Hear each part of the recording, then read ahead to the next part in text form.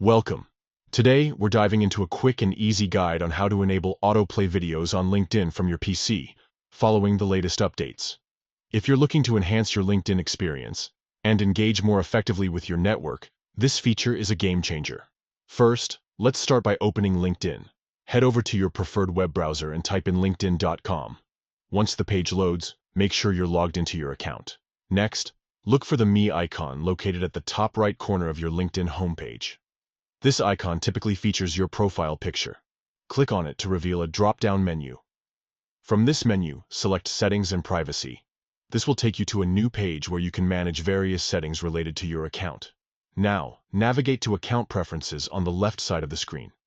Here, you'll find several options that allow you to customize your LinkedIn experience.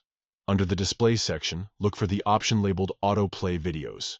Click on it to access the autoplay settings. Finally, you'll see an option to enable autoplay. Simply toggle this setting to turn it on.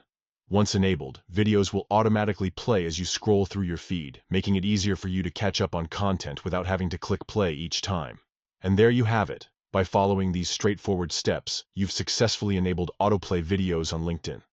This feature not only saves time, but also enhances your engagement with video content shared by your connections and companies you follow.